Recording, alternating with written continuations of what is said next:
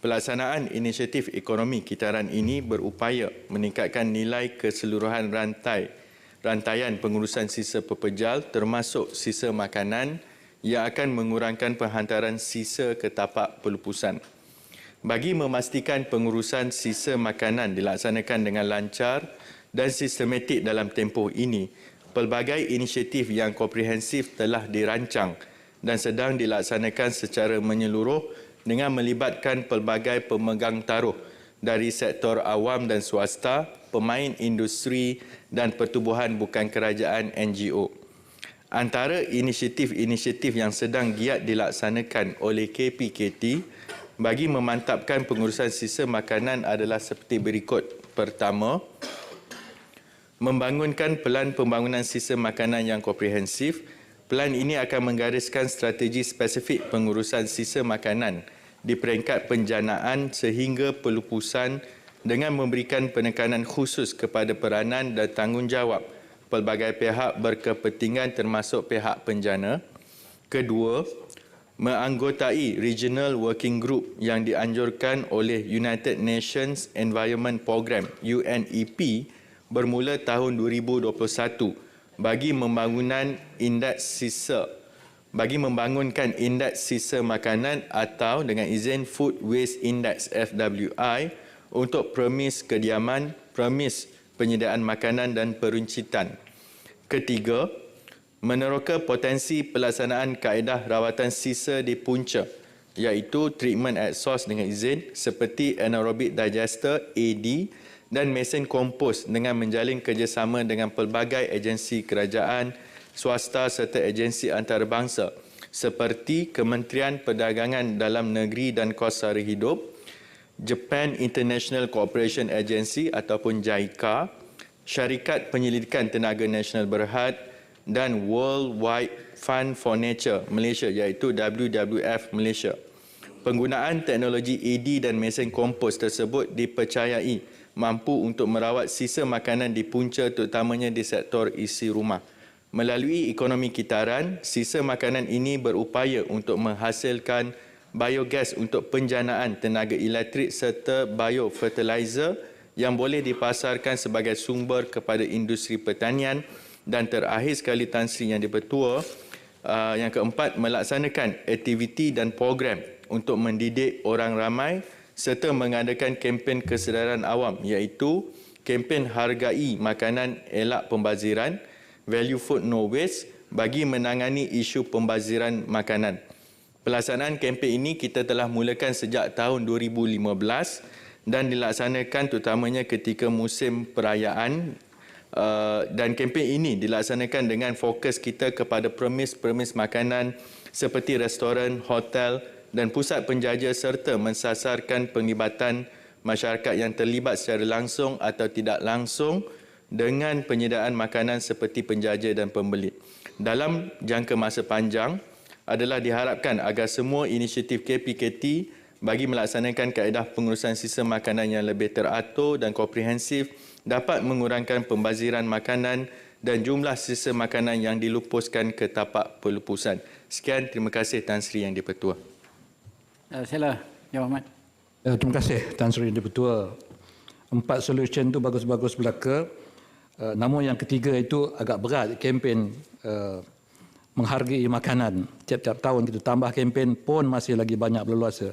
Tapi saya berminat yang ketiga iaitu menukarkan semua waste produk ini kepada tenaga. Bolehkah pihak kementerian memberikan penjelasan yang lebih lanjut setakat mana program untuk waste to energy ini dijalankan di negara kita dan apakah tahap yang kita akan capai untuk menggantikan ataupun menambah sumber tenaga negara kita. Terima kasih.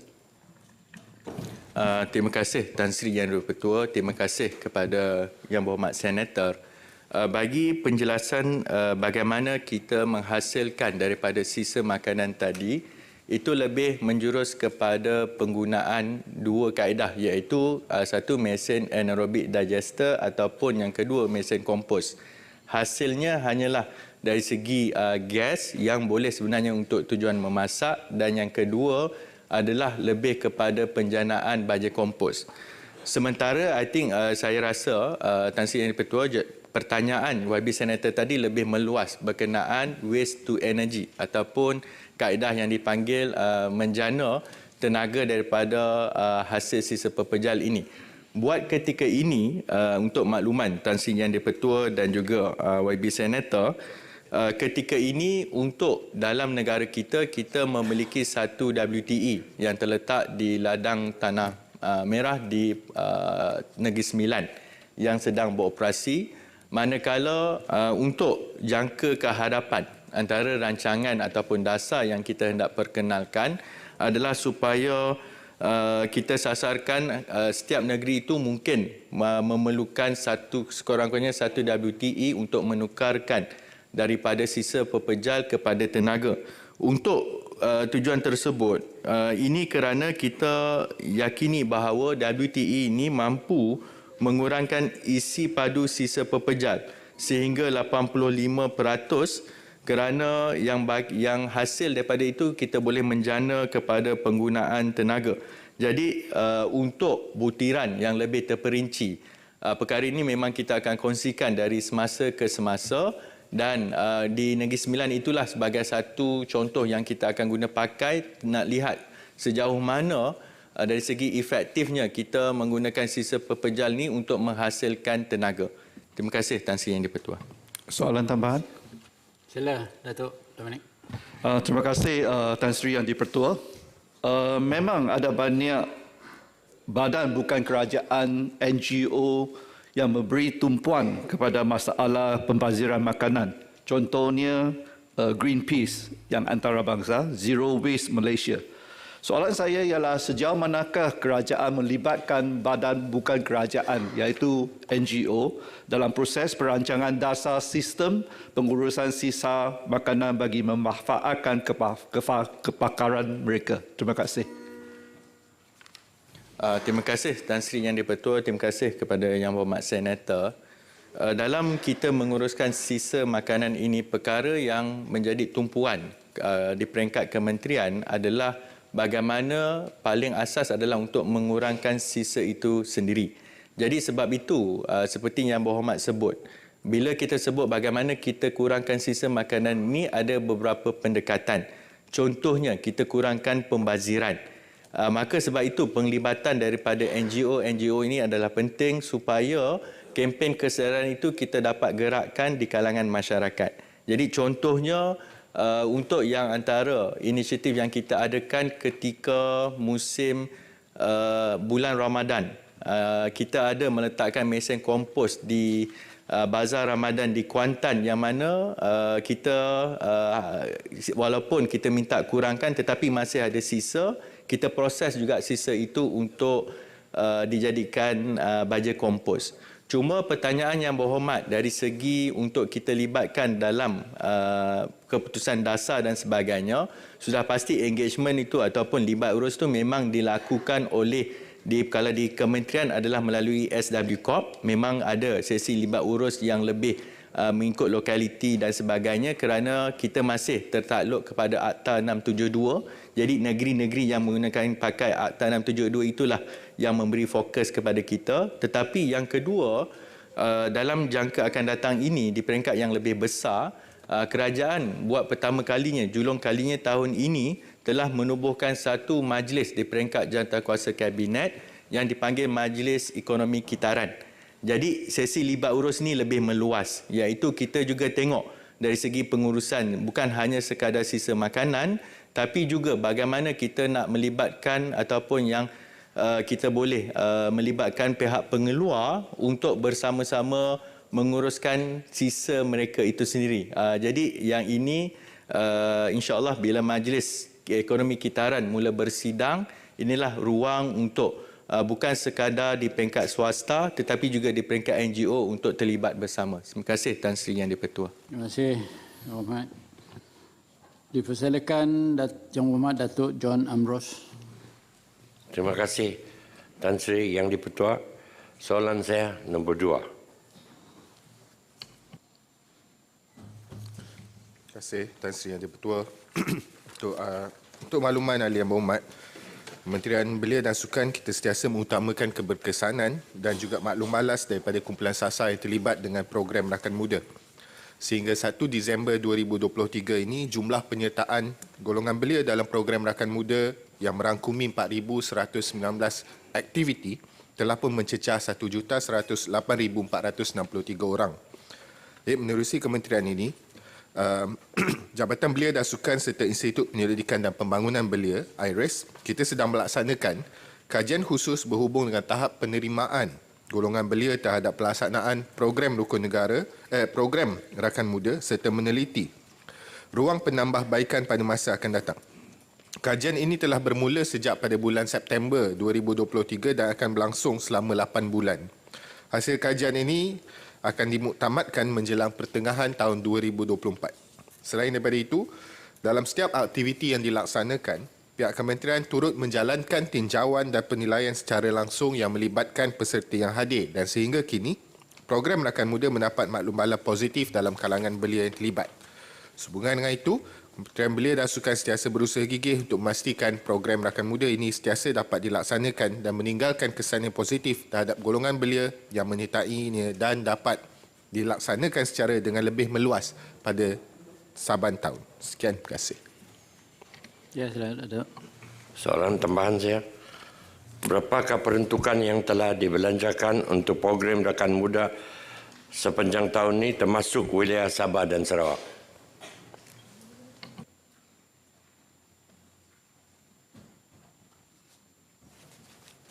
Terima kasih, Ketua.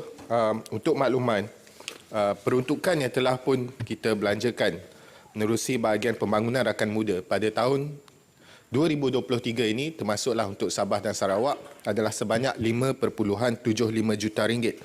Yang manakala salah satu lagi cabang gaya hidup iaitu Rakan Demokrasi di bawah Rakan Muda pula membelanjakan sebanyak RM1,309,641 menerusi peruntukan Institut Pembangunan dan Kecemerlangan Kepimpinan ILID, arti kata lain menerusi Jabatan Belia dan Sukan iaitu Pembangunan Rakan Muda 5.75 juta dan kemudian 1.3 juta menerusi ILID. Untuk tahun hadapan 2024, kerajaan telah pun bersetuju untuk memperuntukkan sebanyak 20 juta ringgit bagi pelaksanaan program rakan muda yang mana ini dapat memberi galakan dan juga meningkatkan lagi penyertaan serta penganjuran aktiviti di bawah rakan muda. Terima kasih. Sila, Muhammad. Terima kasih Ayanda Tan Sri Yang di-Pertua. Soalan saya sebenarnya 57. Kalau boleh saya ingin menanya. Apakah perancangan kementerian dalam memperkasakan sukan permotoran di Sarawak?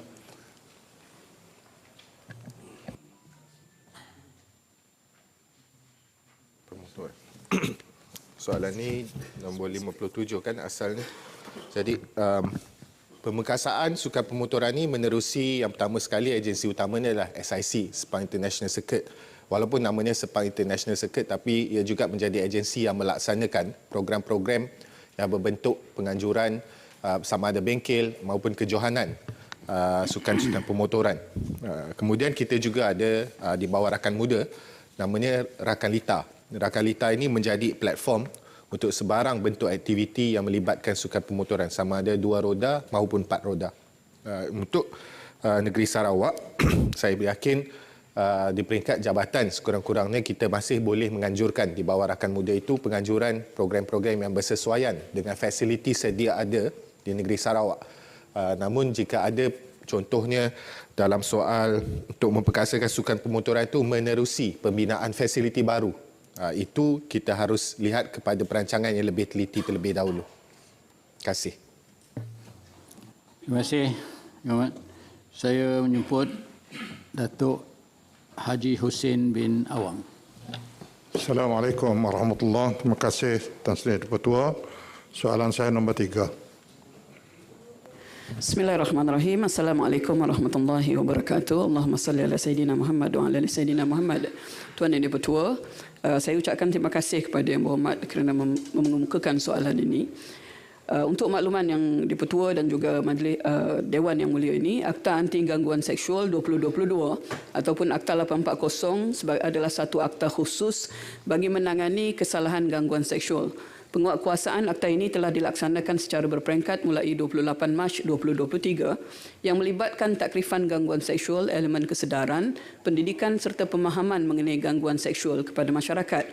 Bagi memastikan gangguan seksual difahami, KPWKM telah melaksanakan program Jerayawara Kasih KPWKM Advokasi Anti Gangguan Seksual di 14 buah negeri melibatkan 19,423 orang peserta daripada pelbagai lapisan masyarakat. Program advokasi ini bertujuan bagi menggalakkan pencegahan dan peningkatan kesedaran mengenai gangguan seksual agar budaya menormalisasikan gangguan seksual dapat dihapuskan. Daripada aspek penilaian tahap kefahaman dan kesedaran akan program ini, Tuan Yang Dipertua, KPWKM telah turut mengedarkan soal selidik kepada orang ramai yang hadir ke program ini.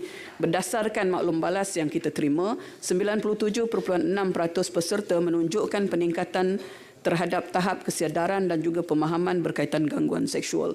Pada masa yang sama, KPWKM juga telah menerima sejumlah 1,486 kes aduan berkaitan gangguan seksual oleh Pusat Sokongan Sosial Setempat PSSS sepanjang tempoh 14 Jerayawara diadakan di seluruh negara. Daripada jumlah tersebut, sejumlah 411 kes ataupun 27.7% adalah melibatkan kaum lelaki. KPWKM telah turut mengadakan sesi taklimat dan penyerahan notis anti gangguan seksual kepada wakil sektor kerajaan, swasta dan NGO semasa pelaksanaan program ini. Dan sesi taklimat juga telah diadakan membantu menyebarluaskan pemakaian garis panduan pelaksanaan program advokasi anti gangguan seksual selaras dengan Seksyen 25 Akta 840. Tuan Yang Dipertua, program Jerayawara ini juga telah membuka lebih banyak peluang kolaborasi dengan rakan-rakan strategik daripada sektor kerajaan seperti mana PDRM, Jabatan Tenaga Kerja, Kementerian Kesihatan, dan kita telah turut mengadakan pelbagai aktiviti dan program bersama dengan pihak swasta, NGO dan NGO untuk melaksanakan program advokasi bagi menggalakkan pencegahan dan juga meningkatkan kesedaran gangguan seksual di premis masing-masing.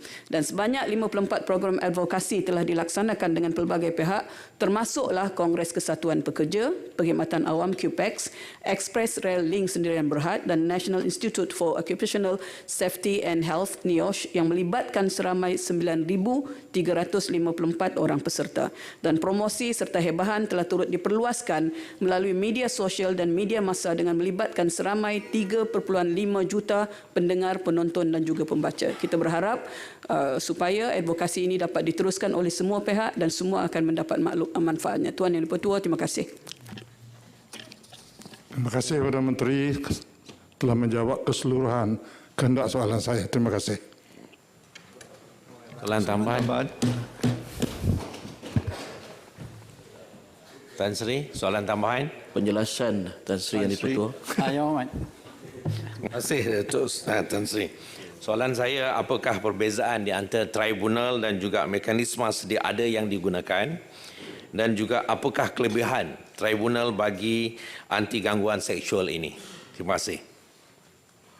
Terima kasih Yang Berhormat Tuan Yang Dipertua. Tribunal bagi anti gangguan seksual di bawah Akta 840 ini merupakan satu perundangan sivil dan juga forum alternatif yang memberikan tebus rugi kepada mangsa menerusi awat ataupun remedi yang ditentukan oleh panel tribunal. Ada 3 kelebihan utama tribunal bagi anti gangguan seksual, seperti mana pertamanya, kos yang ditanggung adalah minimum kerana hanya melibatkan borang dan fee pendaftaran sahaja di bawah Seksyen 10. Tidak seperti mana di mahkamah prosesnya, kosnya juga mahal, Tuan Yang Dipertua. Yang kedua, pembuktian aduan gangguan seksual adalah secara imbangan keberangkalian ataupun balance of probabilities dan tiada keperluan untuk melantik peguam bela ataupun peguam cara. Ini adalah tertakluk di dalam Seksyen 13.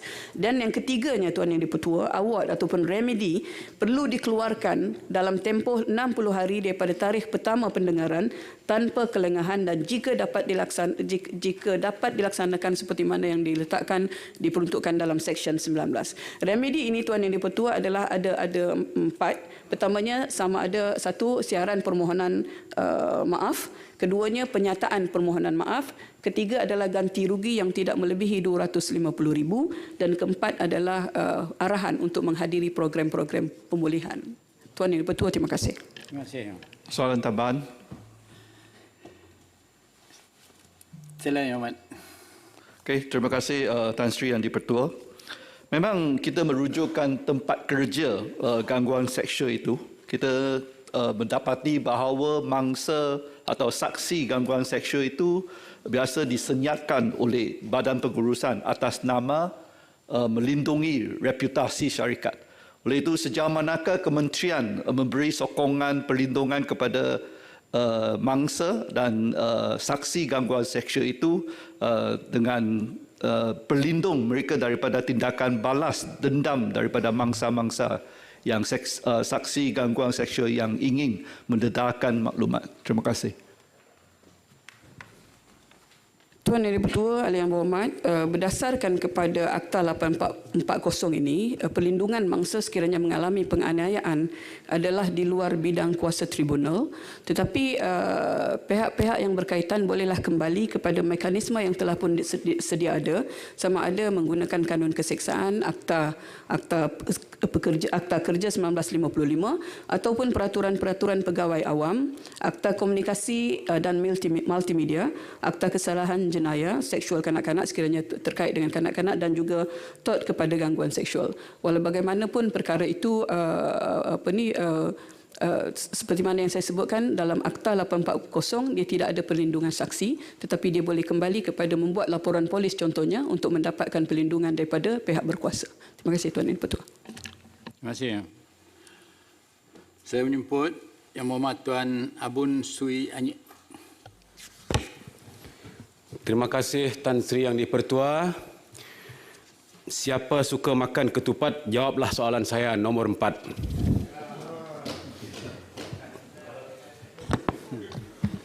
Terima kasih Tan Sri Pertua. Salam sejahtera, salam Malaysia Madani. Saya suka makan ketupat semasa Hari Raya Aidilfitri. Maka saya jawablah soalan yang nombor 4. Perkhidmatan udara luar bandar ataupun dikenali sebagai Rural Air Services RAS merupakan perkhidmatan udara yang tidak ekonomik di kawasan pedalaman Sarawak dan Sabah dan merupakan mod pengangkutan utama untuk penduduk di kawasan tersebut. Kerajaan Persekutuan memperuntukkan subsidi tahunan sebanyak RM209 juta bagi menampung kos operasi dan sewa pajakan pesawat untuk perkhidmatan ini. Setelah Maswing Sendirian Berhad di bawah Malaysia Aviation Group diambil alih Hornbill Skyway Sendirian Berhad yang masih dirundingkan sekarang, Kementerian akan terus bertanggungjawab dalam menetapkan dasar obligasi perkhidmatan awam dan kriteria-kriteria kelayakan yang diperlukan. Pada masa yang sama, Kementerian Pengangkutan melalui Suruhanjaya Penerbangan Malaysia juga akan terus berperanan untuk mentadbir dan menguruskan obligasi perkhidmatan awam RAS. Dalam hubungan ini, Kerajaan Persekutuan melalui Kementerian Pengangkutan akan meneruskan pemberian subsidi Kerajaan Persekutuan bagi membolehkan perkhidmatan RAS terus dinikmati oleh penduduk di pedalaman Sabah dan Sarawak. Komitmen ini telah dizahirkan melalui Belanjawan Madani 2024 yang telah diumumkan pada 20 Oktober 2023 oleh Yang Berhormat Perdana Menteri melalui program ke-6 di bawah agenda kedua, Kemajuan Sabah dan Sarawak, di mana kerajaan memutuskan untuk meneruskan subsidi perkhidmatan udara luar bandar sebanyak RM209 juta bagi tahun 2024. Terima kasih. Soalan tambahan saya. Silakan. Setelah pengambilan ini nanti, saya melihat kepada permasalahan sekarang ini apabila setiap kali musim perayaan seperti Krismas, Hari Raya, Hari Gawai, Hari Keamatan, tiket kapal terbang sangat tinggi. Ya. Jadi bolehkah kerajaan melalui MAS membuat pengawalan harga supaya beri saingan yang berpatutan dengan penerbangan yang lain? Apabila saya melihat perbandingan, saya pun suka membeli MAS sekarang kerana harga dia agak berpatutan berbanding yang lain. Terima kasih. Terima kasih Yang Berhormat. Yang pertamanya, Yang Berhormat, isu kapal terbang di antara Semenanjung dan Sabah Sarawak, ia berlainan daripada dengan RAS. Kalau apa yang ditanya oleh Yang Berhormat dalam soalan asal, berkenaan dengan RAS ini ataupun Rural Air Services ini, subsidi yang diberikan ialah untuk pengoperasian perkhidmatan udara di pedalaman Sabah dan Sarawak. Untuk sektor penerbangan daripada Semenanjung ke Sabah Sarawak, ia tidak tertakluk dalam RAS ini kerana ia tidak menerima subsidi daripada kerajaan untuk pengoperasian komersial di antara Semenanjung dan Sabah Sarawak. Namun begitu, Kementerian Pengangkutan amat memahami apa yang dibangkitkan oleh Yang Berhormat berkenaan dengan tiket harga kapal terbang untuk musim-musim perayaan. Dan sukacita saya nak nyatakan bahawa Kementerian Pengangkutan sudah tentu akan ada beberapa perancangan untuk membantu untuk mengurangkan tiket kapal terbang semasa musim perayaan. Antara inisiatif ini ialah pertama, kita meminta supaya syarikat-syarikat penerbangan menambah penerbangan pada waktu lewat malam, dan itu memang antara program yang akan diadakan oleh salah satu syarikat penerbangan. Yang kedua, juga Kementerian Pengangkutan sedang meneliti mekanisme untuk memberikan sedikit subsidi untuk memastikan bahawa kadar yang ditetapkan itu tidak terlalu tinggi untuk beberapa hari sebelum musim perayaan. Itu antara inisiatif yang kita akan lihat supaya dapat mengurangkan tiket kapal terbang di antara Semenanjung dan Sabah Sarawak semasa musim perayaan. Terima kasih. Terima kasih, Yang Berhormat. Saya ingin menjemput Yang Berhormat Datuk Dr. Haji Azhar bin Ahmad. Assalamualaikum warahmatullahi wabarakatuh. Tan Sri Yang di-Pertua, soalan saya soalan nombor 5. Terima kasih Tan Sri Di-Pertua. Selamat pagi, salam sejahtera, salam Malaysia Madani dan salam segulai sejalai. Terima kasih Yang Berhormat Senator. Berdasarkan penelitian terhadap statistik permohonan pekerjaan yang diterima SPA mengikut kategori umur bagi tahun 2022, SPA telah menerima sebanyak 1,279,494 permohonan. Daripada jumlah tersebut, seramai 1,213,316 94.8% daripada permohonan merupakan golongan belia yang berusia 18 hingga 35 tahun. Seterusnya, bagi urusan pelantikan kejuawatan tetap SPA telah melantikkan seramai 20,762 orang calon. Daripada jumlah tersebut, dan sebagian besar calon yang berjaya dilantik merupakan golongan belia yang ialah seramai 19,044 orang. Bermaknanya kita tidak meninggalkan belia. 91.7% yang berhormat untuk dilantik. Sebagai usaha untuk meningkatkan lagi minat dan peluang kepada golongan belia untuk menyertai perkhidmatan awam, SPA sentiasa komited dalam menjalinkan kerjasama strategik bersama institusi pengajian tinggi, sekolah dan badan bukan kerajaan NGO dalam menjayakan inisiatif seperti Kerja Kejaya, Hari Bertemu Pelanggan, program outreach anjuran SPA dan jemputan agensi luar. Pelaksanaan inisiatif ini disasarkan untuk meningkatkan kefahaman masyarakat, khususnya golongan belia terhadap tata kelola pengambilan SPA dan memberi panduan serta menggalakkan masyarakat untuk menyertai perkhidmatan awam. Jalinan kerjasama dan outreach program ini sekaligus meningkatkan kefahaman masyarakat tentang kesemarataan peluang, ketelusan proses pengambilan dan pemilihan calon berasaskan merit dan kompetisi. Sekian, terima kasih, Yang Berhormat. Terima kasih, Yang Berhormat. Nampak tak ada soalan tambahan? Ya, ya, terima kasih Yang di-Pertua. Nah, apakah pendekatan yang sedang digarap bagi meningkatkan penyertaan graduan baru dalam perkhidmatan agensi beruniform seperti Angkatan Pertahanan Awam Malaysia yang diperuntukkan sebanyak 10 juta ringgit untuk emolument kaki tangan baru bagi tahun 2024, dan bagaimanakah kajian sistem saraan perkhidmatan awam berupaya dijadikan sebagai strategi untuk mengimbangi komposisi penyertaan antara kaum dalam agensi tersebut. Sekian, terima kasih.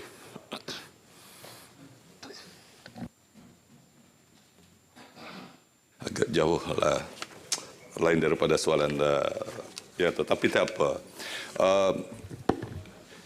Selain dari SPA yang berhormat Senator, pihak berkuasa juga melantik dari peringkat persatuan, iaitu kalau nak mengambilkan guru. Di Sarawak kita kekurangan guru, kita melalui saluran Suruhanjaya Perkhidmatan Pendidikan selain dari SPA. Dan juga selain itu untuk perkhidmatan kehakiman dan undang-undang juga. Kita ada Suruhanjaya Perkhidmatan dan undang-undang. Dan juga untuk Suruhanjaya pasukan beruniform seperti polis dan juga Majlis Angkatan Tentera, kita menggunakan untuk mengambil mereka yang bawah hendak bercimpung ataupun nak berminat untuk menjadi polis. Untuk agensi beruniform tadi, kita mengambil kira dalam media sosial dan juga program kajian bersama community outreach program dengan universiti-universiti lain juga yang berhormat. Jadi kalau sekiranya jawapan saya tidak mengambil perhatian yang berhormat, saya akan memberi secara tulis lebih proaktif dan juga terus dan terang. Terima kasih. Mohon penjelasan Yang di-Pertua. Saya cuma nak tanya tentang... Ya, Ahmad. Diri dulu. Terima kasih, Ahmad. Silakan, Ahmad. Belum duduk untuk itu. Silakan, Ahmad. Terima kasih Tan Sri Yang di-Pertua. Saya cuma nak tanya tentang prospek bagi belia kita dalam penjawat awam ini. Adakah mereka ada ruang untuk kejawatan utama bagi mereka yang berusia 40 tahun ke bawah? Sebab kita tahu sekarang ni kita dah ada menteri yang bawah 40 tahun. Dan sekarang pun dalam kabinet kita ramai menteri-menteri yang muda. Tapi dalam perjawatan awam ini saya nampak jawatan-jawatan utama itu banyaknya mereka yang berusia lebih 55 tahun ke atas. Terima kasih.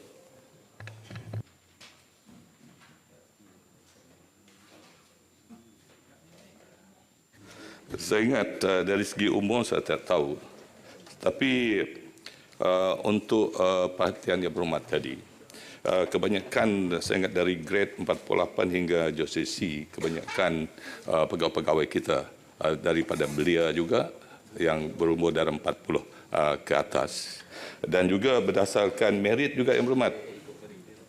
Bila dalam jawatan utama kita ialah sesuatu daripada merit dan juga kelayakan serta pengalaman mereka untuk diambil kepada untuk mengisi jawatan-jawatan tersebut yang berhormat.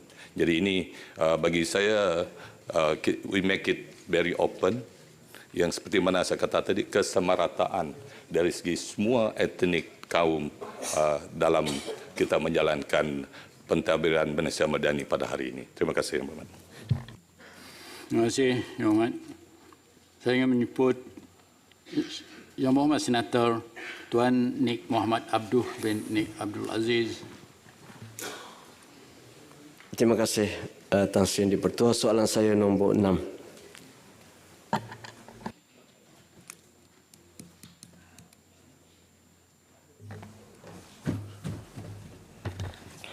Bismillahirrahmanirrahim. Tan Sri Yang di-Pertua. Tahun Melawat Malaysia 2026 merupakan salah satu inisiatif di bawah rangka kerja pemulihan pelancongan 2.0 bagi meneruskan momentum pemulihan serta memacu industri pelancongan negara ke arah masa depan yang lebih mampan, berdaya saing dan berdaya tahan selari dengan konsep madani. Antara strategi kementerian bagi memastikan sasaran ketibaan pelancong antarabangsa sempena Tahun Melawat Malaysia 2026 dapat dicapai adalah seperti berikut. Pertama, kerjasama strategik. Kempen Tahun Melawat Malaysia 2026 akan ditonjolkan sebagai satu misi nasional yang melibatkan kerjasama strategik dengan pelbagai pihak berkepentingan seperti kementerian, agensi, jabatan, badan-badan bukan kerajaan, NGO, pihak swasta dan penggiat industri. Kedua, acara-acara pelancongan menganjurkan acara-acara yang bertaraf dunia dan berimpak tinggi bagi menarik kedatangan lebih ramai pelancong berkualiti untuk tinggal lebih lama dan berbelanja lebih, seperti acara perniagaan bisnes event dan program Mesra Muslim. Ketiga, promosi dan periklanan. Kementerian melalui Tourism Malaysia akan memperkasakan usaha-usaha promosi dan pemasaran pelancongan bagi memastikan Malaysia sebagai dengan izin top of the mind tourist destination secara bersepadu dan agresif. Ini termasuklah dengan mengadakan promosi bersama pengusaha pelancongan atas talian. melaksanakan jarayawara dan misi jualan, menyertai pembangunan produk atau segmen pelancongan seperti experiential tours, high yield tourist Muslim friendly dan minat khas, serta melaksanakan kempen taktikal bagi meningkatkan kedatangan pelancong asing. Keempat, pembangunan modal insan sebagai tuan rumah bagi kempen Taut Melawat Malaysia 2026. Barisan hadapan perlu diberi kursus sebagai persediaan menerima kehadiran pelancong bagi memberikan perkhidmatan yang berkualiti. Kelima, penambahbaikan infrastruktur. Kementerian akan bekerjasama dengan kerajaan negeri bagi pihak berkuasa tempatan untuk menambah baik kemudahan dan infrastruktur pelancongan bagi menyediakan kemudahan pelancongan lebih selesa dan selamat untuk digunakan serta mesra pengguna, termasuklah keperluan pelancong daripada golongan kurang upaya dan warga emas. Keenam, insentif khas bagi memastikan penglibatan sektor korporat dalam menjayakan Tahun Melawat Malaysia 2026. Satu insentif khas akan diperkenalkan bagi menggalakkan penyertaan sektor swasta di dalam memberikan sumbangan dan tajahan korporat sepanjang kempen Tahun Melawat Malaysia 2026. Dan ketujuh, membangunkan pelancongan domestik. Membangunkan sektor pelancongan domestik dengan memfokuskan kepada aktiviti-aktiviti pelancongan seperti eko-pelancongan, seni dan budaya di seluruh negara yang menyediakan pengalaman yang unik dan menarik akan diperkiatkan lagi. Sekian, terima kasih. Sila, Yang Amat. Terima kasih Tan Sri Yang di-Pertua dan terima kasih Menteri yang telah memberikan jawapan yang agak detail. Saya doakan semoga Tahun Melawat Malaysia 2026 ini berjaya, insya-Allah, demi merancangkan ekonomi negara kita. Sasarannya saya tengok agak besar, jumlah pelancongan yang lebih 20 juta orang. So kita harap kerajaan mampu dalam usaha promosi yang rapi dan menyeluruh. Untuk bajet sejumlah 350 juta untuk tujuan promosi ini, 200 juta telah diperuntukkan untuk kerajaan negeri bagi tujuan memelihara dan menyelenggara lokasi-lokasi pelancongan. Soalan saya, ketika ini Kerajaan Negeri Kelantan sedang mempergiatkan promosi Tahun Melawat Kelantan 2024, TMK 2024 yang berkonsep 3F, Family Food Festival. Adakah pihak kerajaan bercadang untuk menyalurkan peruntukan tambahan yang lebih banyak kepada Kerajaan Kelantan sebagai satu rangkuman usaha bersama membantu promosi menjayakan kempen Tahun Melawat Malaysia 2026 ini? Terima kasih.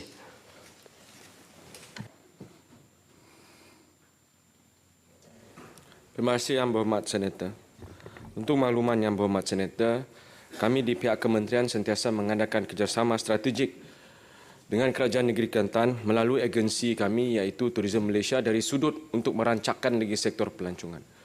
Berkenaan dengan peruntukan yang telah dimaksudkan oleh Yang Berhormat Senator sebentar tadi, setiap permohonan seharusnya dan lebih baik dan lebih cantik jika ianya dimulakan melalui UPN negeri. Dan UPN akan berhubung dengan kementerian untuk kita melihat keserasian dan juga keperluan dari setiap projek yang bakal dicadangkan. Sekian, terima kasih. Soalan tambahan. Sila, Yang Amat. Adakah pihak kerajaan mempunyai cadangan untuk menjemput media-media daripada luar negara untuk buat coverage kita, buat ratap mengenai negara kita untuk disiarkan ke negara dia supaya lebih ramai orang membaca dan lebih ramai lagi orang akan datang ke negara kita sempena Tahun Melawat Malaysia nanti? Terima kasih Yang Berhormat Senator. Ia sudah menjadi satu kelaziman daripada pihak Tourism Malaysia untuk mengadakan fam trip ataupun familiarization trip.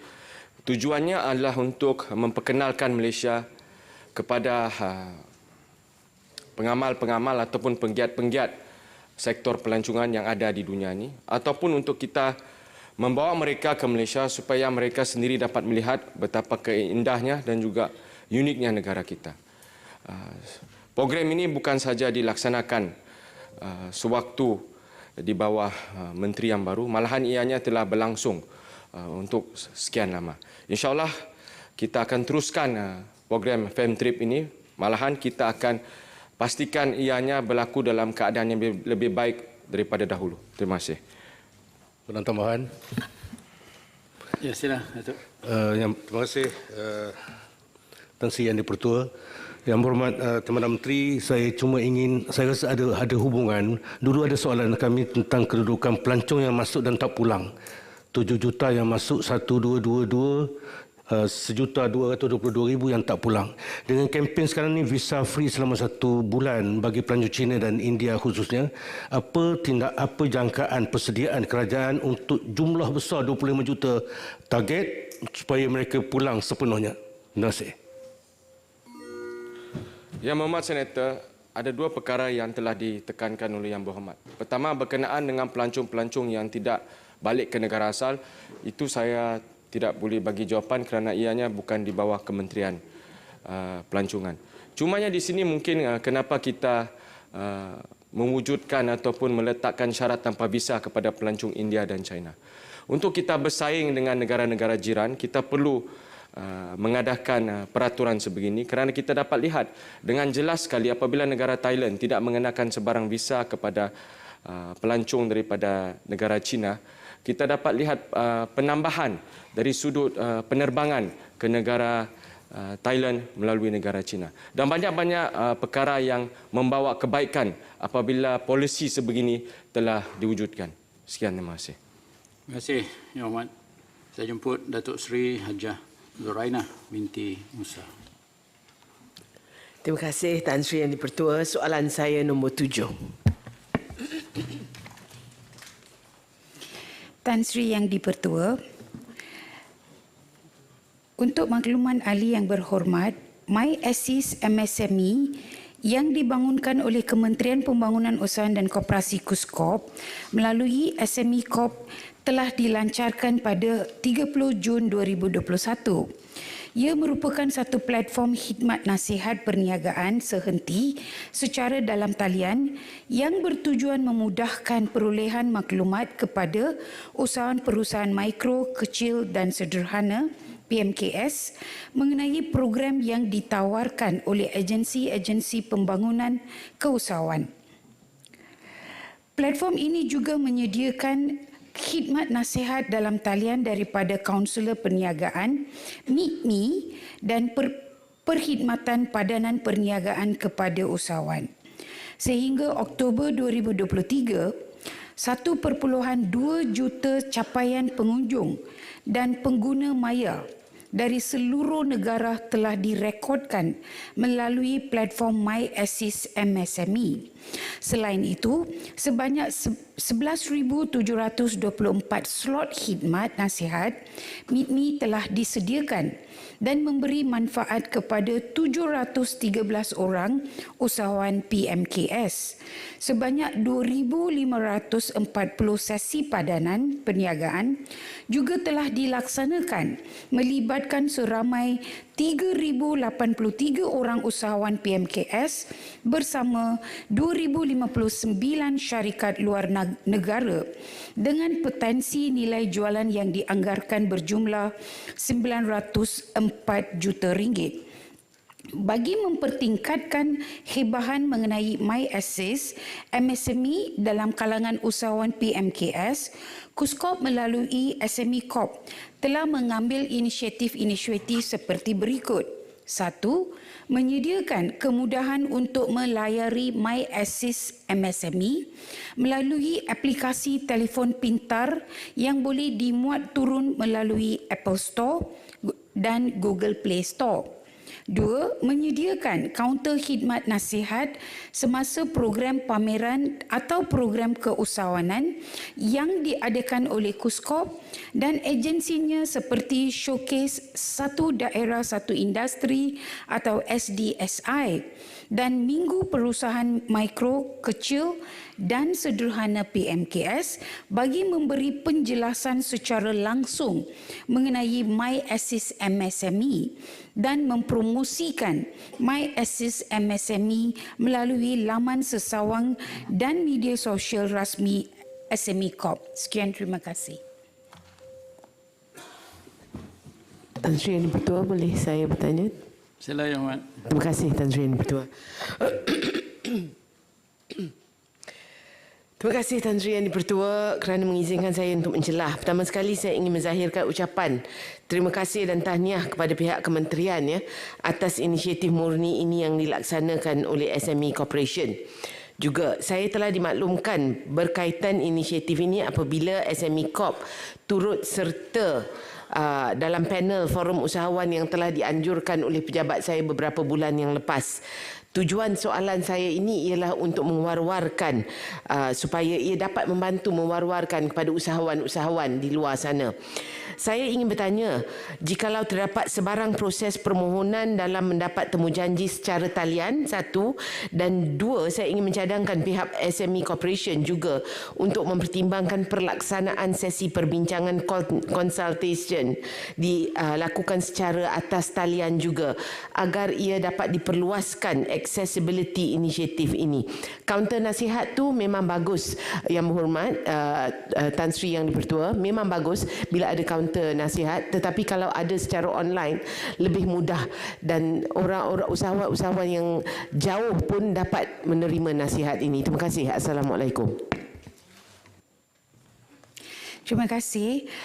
Saya percaya soalan adalah lebih menjurus kepada nasihat kepada Kuskop dan saya terima nasihat-nasihat yang diberikan oleh Yang Berhormat Ahli. Sebenarnya yang Tan Sri Yang di-Pertua, saya terima dengan baik cadangan itu kerana MyAssist portal ini walaupun ia adalah satu portal yang cukup komprehensif yang telah dilaksanakan oleh semasa Tan Sri menjadi Menteri Kementerian ini, tetapi maklumat berkenaan dengan portal ini belum lagi sampai ke tak cukup sampai ke lapangan dan kementerian juga mengambil pelbagai inisiatif untuk menyampaikan maklumat ini kepada usahawan-usahawan dan saya juga ambil kesempatan ini untuk meminta semua ahli yang berhormat yang berada di sini untuk menerima maklumat ini pada hari ini dan juga menyampaikan kepada seluruh warga PMKS yang mereka bertemu supaya mereka boleh mendapat dapat menggunakan maklumat yang sedia ada dalam talian laman portal ini. Terima kasih. Terima kasih Tan Sri. Ya, soalan tambahan. 1.2 juta yang telah akses kepada MyAssist ini, adakah kementerian berjaya mengumpul maklumat apakah yang banyak dirujuk oleh mereka yang mengunjungi talian ini dan apakah bantuan yang kementerian boleh berikan atas permintaan-permintaan mereka yang mengunjunginya?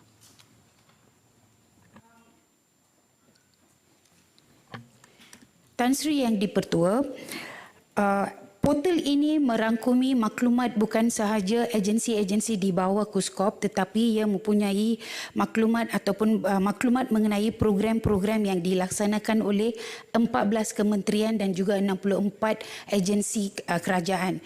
Oleh yang demikian, agensi-agensi di bawah Kuskop kita dapat mengumpulkan data-data tetapi apabila ia adalah di bawah kementerian yang lain, kita hanya memberi satu kita hanya memberi platform ini hanya bertindak sebagai satu portal untuk memberikan maklumat tetapi berkenaan dengan pencapaian ataupun apakah maklumat yang diminta adalah di bawah bidang kuasa kementerian yang berkenaan. Terima kasih. Ataupun agensi yang berkenaan. Ya, terima kasih Yang Amat. Yang diolahkan oleh pihak SME Corp adalah satu platform saja Yang Amat. Tetapi maklumat tu dibagi agensi dan kementerian-kementerian yang berbasingan. Jadi maknanya maklumat-maklumat perlu ditailor oleh kementerian dan agensi masing-masing itu ada dalam platform inilah. Terima kasih. Saya menyebut Yang Berhormat Tan Sri Datuk Loh Kian Chuan. Terima kasih Tan Sri Yang di-Pertua. Soalan saya nombor 8.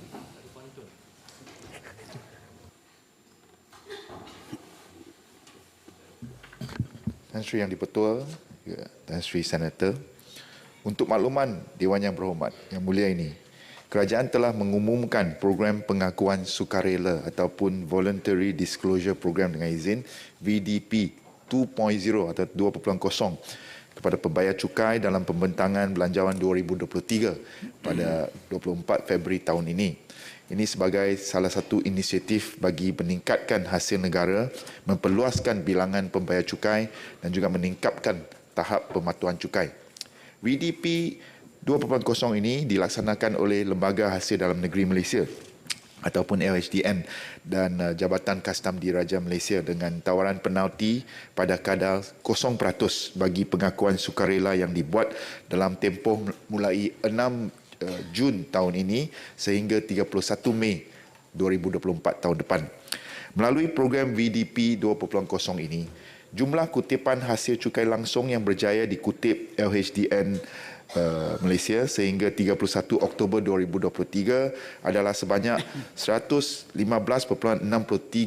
juta ringgit, manakala jumlah kutipan hasil cukai tidak langsung yang dikutip oleh Jabatan Kastam Diraja Malaysia sehingga 31 Oktober 2023 adalah sebanyak 13.22 juta ringgit. Seterusnya, berdasarkan trend pindah milik saham untuk beberapa tahun yang kebelakangan ini, dianggarkan hasil cukai daripada pelaksanaan cukai keuntungan modal adalah sekitar 800 juta ringgit setahun. Manakala jumlah anggaran... Tiba-tiba pula. Jumlah anggaran kutipan hasil daripada pelaksanaan cukai barang bernilai tinggi yang sebelum ini dikenali sebagai cukai barangan mewah masih lagi di peringkat simulasi kerana cukai tersebut merupakan satu sistem pencukaian ataupun langkah pencukaian yang baru.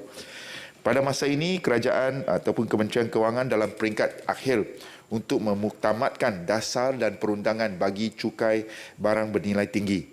Segala mekanisme pelaksanaan jenis barangan dan kadar cukai bagi cukai ini akan diumumkan sebaik saja dimuktamadkan dan diluluskan oleh Jemaah Menteri. Sekian, terima kasih. Ya, sila Yang Amat. Ya, soalan tambahan. Okay, terima kasih Tan Sri Yang Ketua. Terima kasih Yang Berhormat Timbalan Menteri atas jawapan diberikan. Soalan tambahan saya minta menyatakan adakah peningkatan cukai perkhidmatan lebih berkesan dalam menambah hasil cukai berbanding dengan GST. Kenaikan cukai perkhidmatan juga memberi kesan kos kepada pengguna dan peniaga. Apakah impaknya kepada inflasi? Terima kasih.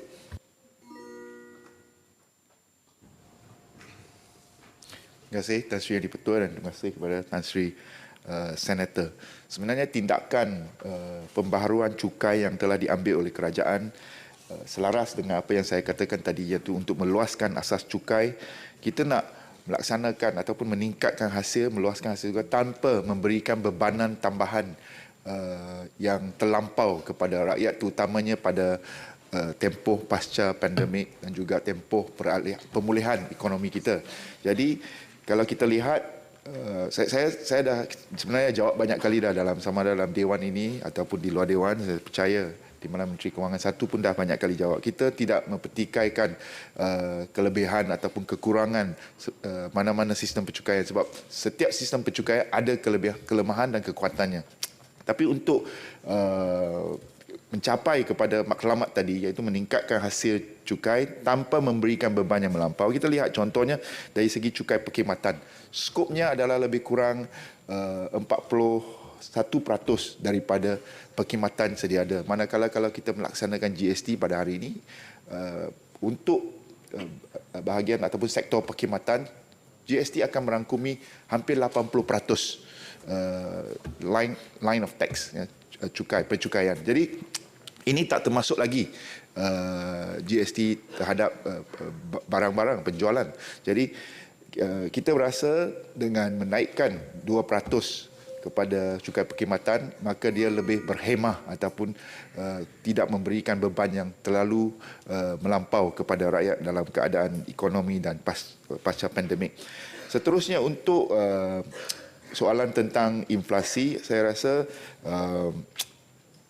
kadar cukai ataupun kadar cukai perkhidmatan sebagai salah satu faktor kepada inflasi mungkin perlu dibuat secara ditelitikan dengan lebih jitu lagi, sebab dia ada banyak faktor dari segi contohnya dari segi supply chain dengan izin, dari segi harga komoditi global, kadar pertukaran mata wang asing dan sebagainya. Jadi saya rasa dia bukan satu-satu faktor yang boleh meningkatkan harga barangan. Tetapi pada masa yang sama kerajaan juga memberikan bantuan, contohnya untuk perniagaan tahun ini dalam belanjawan 2024 44 bilion diberikan kepada sektor SME untuk memperkasakan SME. Kepada pengguna ataupun rakyat secara amnya pula, saya bagi contoh yang paling dekat lah, iaitu sumbangan tunai ramah dinaikkan daripada 8 bilion ringgit kepada 10 bilion ringgit, dan program SARA, sumbangan asas ramah ditambah baik, di mana setiap bulan penerima akan menerima sehingga RM100 untuk membeli barang-barang keperluan asas. Jadi dengan kenaikan cukai perkhidmatan sebanyak 2% ini, dan 2% ini juga dikecualikan kepada banyak perkhidmatan yang mungkin kerap digunakan oleh rakyat seperti telekomunikasi, sektor makanan dan minuman. Jadi dengan peningkatan 2% ini, kerajaan juga akan memberi bantuan-bantuan lain bagi meringankan beban rakyat secara amnya. Terima kasih. Terima kasih. Saya ingin menjemput Yang Berhormat Senator Dr. Wan Martina binti Wan Yusof. Assalamualaikum warahmatullahi wabarakatuh. Terima kasih Tan Sri Yang Dipertua. Soalan saya nombor 9. Bismillahirrahmanirrahim. Assalamualaikum warahmatullahi wabarakatuh. Tan Sri Yang Dipertua, Kementerian Pendidikan Malaysia berusaha untuk mentransformasikan pendidikan secara berterusan berpandukan Pelan Pembangunan Pendidikan Malaysia 2013-2025 yang telah menggariskan 11 anjakan, termasuk anjakan 7 iaitu memanfaatkan ICT bagi meningkatkan kualiti pendidikan di Malaysia. Kementerian Pendidikan Malaysia telah merangka dasar pendidikan digital yang telah pun diluncurkan pada 28 November 2023 yang lalu. Matlamat dasar pendidikan digital bertujuan melahirkan generasi fasih digital yang berdaya saing. Dasar ini menggariskan strategi serta pelan tindakan jangka pendek dan jangka panjang yang bertujuan untuk memastikan murid berupaya mengguna pakai teknologi digital untuk pembelajaran serta memanfaatkan inovasi dan transformasi digital di sekolah, rumah atau di mana sahaja.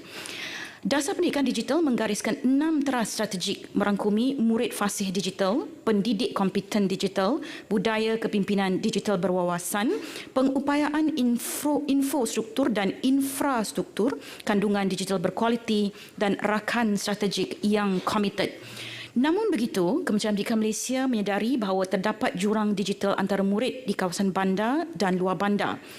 Bagi mengurangkan jurang akses sumber pembelajaran murid terutama di kawasan luar bandar dan pendalaman, KPM memperkasakan sebanyak 367 buah pusat kegiatan guru dan 16 buah sektor sumber dan teknologi pendidikan, Jabatan Pendidikan Negeri di seluruh negara sebagai pusat kecemerlangan. Untuk inisiatif pendidikan digital sejak tahun 2022 dan dijangka selesai pada tahun 2024. Kesemua pusat ini dibekalkan dengan peralatan dan perkakasan studio digital dan hub penghasilan digital yang boleh digunakan oleh murid dan guru bagi meningkatkan kompetensi digital, membangunkan kandungan dan melaksanakan inovasi dalam pengajaran dan pembelajaran. KPM juga telah menyediakan peranti PDP murid di makmal komputer seluruh sekolah. Komputer sekolah bermula fasa 1 2022 yang melibatkan 3,910 sekolah meliputi 75,354 unit komputer riba. Fasa 2 yang berhormat 2023 melibatkan 3,455 sekolah meliputi 68,056 unit komputer riba, dan fasa 3 2024 akan diteruskan melibatkan 3,885 sekolah meliputi 69,604 komputer riba. Untuk makluman ahli yang berhormat, kesemua sekolah KPM telah dilengkapi dengan rangkaian jaringan internet. KPM telah menyediakan capaian jalur lebar internet dengan kelajuan 30 Mbps hingga 300 Mbps untuk 10,231 sekolah di bawah KPM. Sebanyak 4,957 sekolah disediakan dengan talian gentian optik, 4,681 sekolah disediakan talian jalur lebar tanpa wayar 4G dan 599 sekolah disediakan dengan talian satelit. KPM juga mendapat kerjasama daripada Kementerian Komunikasi Digital dan sumbangan melalui tanggungjawab sosial korporat bagi membekalkan perkhidmatan jalur lebar di sekolah yang telah dikenal pasti. Untuk makluman yang berhormat, KPM melaksanakan kelas hybrid untuk 110 buah institusi pendidikan terpilih yang melibatkan 550 buah bilik darjah. Seterusnya yang berhormat, sedikit lagi Tan Sri Speaker, KPM juga telah menjalinkan kerjasama strategik dengan pemain industri sama ada kerajaan ataupun swasta demi memastikan jurang pendidikan antara murid di kawasan luar bandar dan bandar dapat dirapatkan. KPM bersama-sama Federal Land Development Authority dengan izin FELDA telah mewujudkan smart classroom di semua 101 sekolah menengah KPM di kawasan FELDA. Kerjasama bersama-sama FELDA ini diteruskan dengan pelaksanaan FELDA Digital Maker Hub, Coding and Robotik bagi 270 sekolah kebangsaan dalam kawasan FELDA di bawah program Digital Maker Hub bermula 2022 dan dijangka selesai pada tahun 2024. KPM sentiasa prihatin dalam rancang pendigitalan pendidikan seperti yang terkandung dalam teras utama dasar pendidikan digital. Yang berhormat sangat bertuah pada hari ini kerana saya akan menyerahkan buku dasar pendidikan digital kepada Yang Berhormat sebagai cendera durja kepada Yang Berhormat selepas ini, dan untuk ahli Yang Berhormat yang lain boleh muat turun ataupun download daripada untuk mendapatkan dasar pendidikan ini. Terima kasih Tuan Speaker. Terima kasih Tan Sri Yang Dipertua. Terima kasih Yang Berhormat Menteri di atas jawapan yang jelas dan lengkap. Soalan tambahan saya adalah pendigitalan pendidikan tidak hanya memerlukan prasarana dan juga kemudahan internet, namun yang lebih utama adalah kemahiran guru-guru dan kesediaan guru-guru untuk beralih kepada budaya PDP berasaskan digital dan internet. Oleh itu, sejauh mana kursus-kursus kemahiran yang diberikan kepada guru-guru setakat ini? Terima kasih. Terima kasih Yang Berhormat. Untuk makluman Yang Berhormat Tan Sri Speaker, saya ingin menegaskan bahawa di dalam teras dasar pendidikan digital ada dua teras yang sangat penting yang melibatkan kompetensi. Pertama adalah guru fasih digital, yang kedua adalah berkaitan dengan pendidik pentadbir yang akan melaksanakan keseluruhan pengurusan ataupun pentadbiran digital di sekolah. Kita juga Yang Berhormat di peringkat Kementerian Pendidikan Malaysia memberikan tumpuan kepada kompetensi guru-guru ini melalui latihan-latihan kompetensi yang akan kita jalankan dari semasa ke semasa bagi memastikan kompetensi guru ini juga sama fasih digitalnya sebagaimana yang kita mahukan dalam teras pertama, iaitu murid-murid fasih digital. Untuk itu Yang Berhormat, kita sedang memberikan tumpuan kepada kompetensi guru-guru ini berdasarkan data yang kita ada sekarang.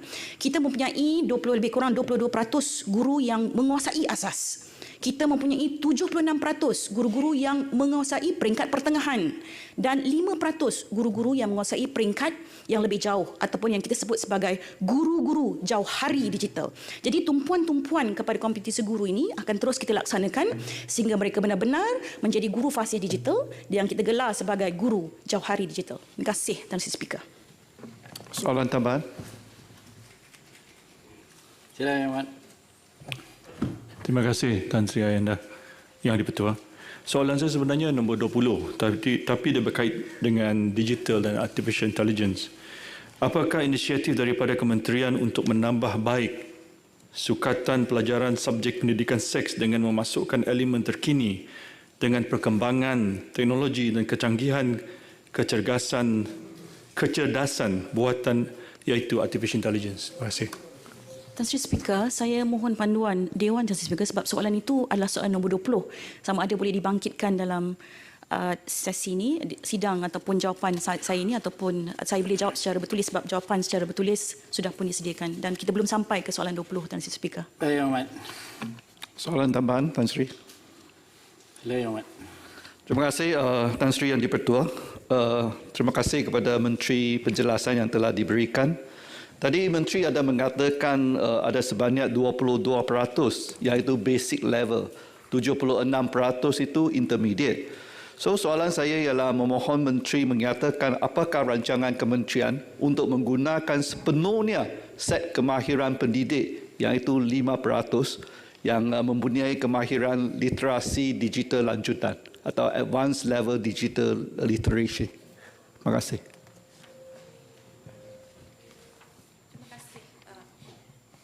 Terima kasih Tuan Speaker. Itulah yang saya maksudkan dan saya jelaskan sebentar tadi bahawa dalam konteks memastikan bahawa pendidik kita adalah kompeten digital, menyediakan dalam konteks instrumen, latihan peningkatan kompetensi, kurikulum program pendidikan, pasukan Jauhari Pendidikan Digital ini semua terangkum dalam latihan kompetensi yang akan meningkatkan mereka daripada golongan ataupun pendidik pertengahan kepada mereka yang kita sebut sebagai kumpulan Jauhari sebentar tadi. Jadi kompetensi latihan ini akan melibatkan sinergi daripada pelbagai pihak dan akan dilaksanakan dari semasa ke semasa untuk memastikan dasar pendidikan digital ini mencapai hasrat dan matlamatnya. Terima kasih. Terima kasih Speaker. Mulai Yang Wan, sila. Terima kasih Yang Tan Sri Yang Dipertua. Pertamanya kita ucapkan tahniah KP Kementerian Pendidikan dalam proses pendigitalan pendidikan. Soalnya ialah apakah kekangan-kekangan yang dijangka dan langkah-langkah untuk menangani bagi memastikan proses pendigitalan pendidikan ini mencapai matlamatnya. Dan kita mendapat maklum ada pelajar tidak dibenarkan membawa peranti ataupun smartphone di sekolah. Adakah kementerian mengeluarkan apa-apa peraturan bertulis berkaitan dengan pembawaan peranti bagi memudahkan proses pendigitalan ini dapat dimanfaatkan oleh pelajar? Terima kasih Tan Sri Dipertua. Terima kasih Tan Sri Yang Dipertua. Suka untuk saya kongsikan kekangan-kekangan yang kita jangka, termasuklah selain daripada pencapaian ataupun liputan internet, kita juga perlu memastikan peranti ini cukup untuk anak-anak kita di samping 5 ataupun 6 teras di dalam dasar pendidikan digital sebentar tadi. Untuk makluman Tan Sri Speaker dan ahli yang berhormat, sebenarnya untuk pembawaan ataupun membawa peranti ke sekolah ini, kita ada garis panduan dan sebenarnya kita sedang rintis di sebuah negeri yang akan menggunakan sepenuhnya peranti untuk tujuan pembelajaran bagi mengangkat dasar pendidikan digital ini. Suka saya maklumkan dan berkongsi bahawa negeri yang sedang melakukan rintis ini sepenuhnya adalah Negeri Sembilan.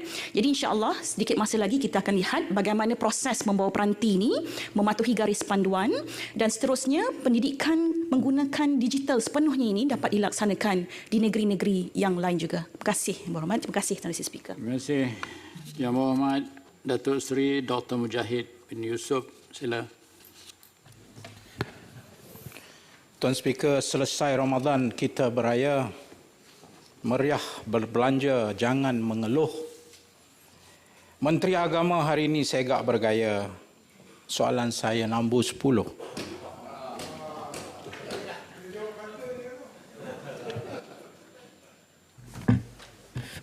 Bismillahirrahmanirrahim. Assalamualaikum warahmatullahi wabarakatuh.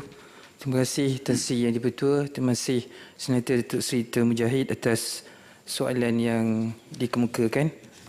Tan Sri Yang Dipertua, Lembaga Tabung Haji telah mencatat kedudukan kewangan yang lebih baik bagi 9 bulan pertama tahun 2023 dengan pendapatan sebanyak 2.89 bilion ringgit berbanding 2.32 bilion ringgit bagi tempoh yang sama tahun 2022. Peningkatan tersebut dicapai dengan usaha-usaha pelaburan berhemah yang berpandukan alokasi aset strategik sebagai paksi penentuan alokasi pelaburan berdasarkan tahap risiko dan kecairan setiap kes pelaburan di sebalik suasana ekonomi dunia yang mencabar dan tidak menentu dalam tempoh tersebut. Ekonomi Malaysia yang berdepan cabaran ketidaktentuan global berkembang sebanyak 3.3% pada suku tahun ketiga 2023 didukung kekuatan sektor-sektor tempatan. Pasaran modal tempatan menunjukkan prestasi yang lebih stabil berbanding tempoh yang sama pada tahun lalu. Pelaburan dalam instrumen pendapatan tetap menyumbang kepada pendapatan yang stabil sebanyak 1.63 bilion ringgit, meningkat 16%, manakala pelaburan equity pula menyumbang pendapatan sebanyak 424 juta ringgit, meningkat 6% berbanding tempoh yang sama tahun 2022. Pelaburan hartanah pula menyumbang sebanyak 253 juta, manakala pelaburan instrumen pasaran wang menjana pendapatan sebanyak 217 juta, diikuti pendapatan lain sebanyak 365 juta ringgit. Tabung haji akan terus mengekalkan langkah-langkah penjimatan dan perbelanjaan berkhemah bagi memastikan pengurusan perbelanjaan yang cekap. Tabung haji juga telah memperuntukkan dana sebanyak 473 juta ringgit untuk bantuan kewangan haji pada jemaah haji tahun 2023 Masihi, seiring dengan peningkatan kos menunaikan haji bagi seorang jemaah muassasah kepada RM30,850 tahun ini berbanding RM28,632 pada tahun 2022. Bantuan kewangan haji secara bersasar akan diteruskan bagi memastikan kedudukan kewangan tabung haji kekal utuh selari dengan komitmen tabung haji memberi pengurusan haji terbilang kepada seluruh umat Islam Malaysia secara berterusan. Bagi memastikan kelestarian tabung haji pada masa hadapan, Pelan Transformasi Strategik Hijrah 24 telah dirangka dan dilancarkan pada tahun 2022. Pelan ini bertujuan untuk memperkukuhkan tadbir urus serta meningkatkan lagi prestasi tabung haji. Salah satu usaha penting yang sedang dijalankan ialah proses menyemak Akta Tabung Haji 1995 bertujuan untuk mengukuhkan lagi tata kelola institusi haji negara selaras dengan perkembangan semasa yang memerlukan pengurusan profesional yang cekap serta penuh amanah. Sekian, terima kasih Tan Sri Dipertua. Soalan tambahan saya, Tuan Speaker, pertamanya saya ingin ucap syabas. Kedudukan kewangan untuk November untuk 2022 ialah 90.92 bilion. Apa yang saya ingin ajukan di sini kepada Menteri, Tuan Speaker, adalah apa khabar dan apa jadi kepada RCI yang ditubuhkan pada 14 Julai 2021, di mana 5 bulan dan 6 bulan selepas itu telah diserahkan untuk pengetahuan Tuan Yang Pertuan Agong, iaitu 20 November 2021. Soalan saya ini sangat relevan untuk dijawab oleh Menteri, Tuan Speaker, kerana apabila isu tabung haji dipolitikkan, salah satu daripada usaha untuk meletakkan dan menoktahkan isu politik ini ialah dengan mengadakan RCI. Namun setelah 2021 hingga sekarang, kita berada di hujung 2023, tidak ada apa-apa pun laporan itu dibentangkan, dan saya dimaklumkan dalam usaha lestarikan tabung haji yang telah kita tetapkan sejak 2018, disebut bahawa mereka mengambil nasihat daripada laporan RCI. Saya, Tuan Speaker, sebagai salah seorang saksi yang dipanggil seramai 43 orang, tidak hingga hari ini mendapat apa-apa maklumat tentang laporan tabung haji, supaya kita noktahkan isu politik yang dimainkan sepanjang 2018 hingga kepada 2021. Dan saya masih ingat, Tuan Speaker, waktu itu Menteri Undang-Undang dan ditanya dalam Parlimen waktu itu, tapi katanya semua urusan ini diserah kepada Menteri Agama. Tapi saya tunggu sehingga hari ini tidak ada. Saya ingat Menteri jawapan. dah tak faham apa soalan. Ya, soalan saya mudah ya. RCI mana dia? Dia tanya RCI report tu. Yang lain tu cerita ya. Terima kasih Tan Sri Dipertua. Terima kasih kepada Yang Berhormat Senator. Tan Sri Dipertua, berkaitan dengan siasatan Suruhanjaya, siasatan diraja ataupun RCI ini, seperti mana yang telah disebut oleh Yang Berhormat sebentar tadi, telah diselesaikan pada 19 Julai 2022 dan laporan RCI ini telah dipersembah kepada Duli Yang Maha Mulia Seri Paduka Baginda di Pertuan Agong pada 30 Ogos 2022. Saya jelaskan di sini kronologi dia. Seterusnya, laporan RCI ini telah dibentangkan kepada Mesyuarat Jemaah Menteri pada 14 Disember 2022. Selaras dengan arahan Mesyuarat Jemaah Menteri pada 14 Disember 2022 tersebut, penelitian telah dibuat ke atas laporan dan show RCI yang melibatkan beberapa agensi berkaitan, iaitu Jabatan Perdana Menteri, Kementerian Kewangan Malaysia, Jabatan Peguam Negara dan Jabatan Audit Negara selain daripada tabung haji sendiri. Pada masa yang sama, tabung haji telah memulakan langkah-langkah pemulihan dan penambahbaikan terhadap pengurusan dan operasi tabung haji dengan mengambil kira show RCI. Laporan tersebut buat masa ini masih lagi berstatus rahsia seperti mana yang dinyatakan di dalam terma tauliah pelantikan Pesuruhjaya RCI Tabung Haji oleh Duli Yang Maha Mulia Seri Paduka Baginda Yang di-Pertuan Agong. Syur-syur yang melibatkan perkara dasar akan dikemukakan kepada Jemaah Menteri untuk keputusan, termasuklah sama ada laporan RCI tersebut boleh didedahkan kepada pihak yang terlibat. Itu jawapan saya, Tan Sri Yang di-Pertua. Terima kasih.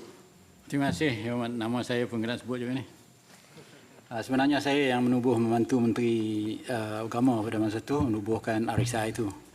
Dan saya menjemput semua ahli-ahli itu untuk menerima ataupun tidak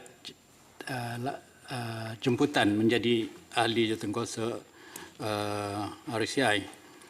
Dan selepas itu laporan itu disampaikan kepada Duli Tuanku dan pengerusi pernah jumpa saya tanya apa cerita Datuk Seri.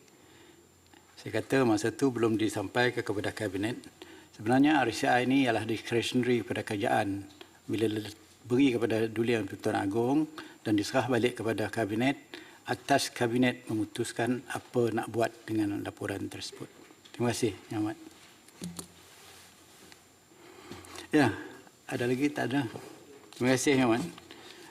Sekarang ingin saya jemputkan Datuk Sivaraj, anak lelaki Chandran. Terima kasih, Tan Sri Yang di-Pertua. Soalan saya soalan nombor 11.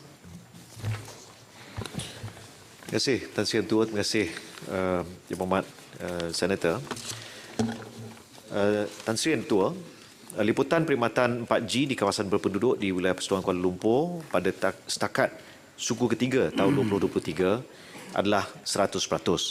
Namun, diakui masih terdapat kawasan yang mana kualiti perkhidmatan adalah kurang memuaskan. Keadaan ini boleh disebabkan oleh beberapa faktor termasuk kesesakan rangkaian di sesuatu tempat pada satu masa, penerimaan liputan yang kurang memuaskan disebabkan halangan seperti bangunan tinggi.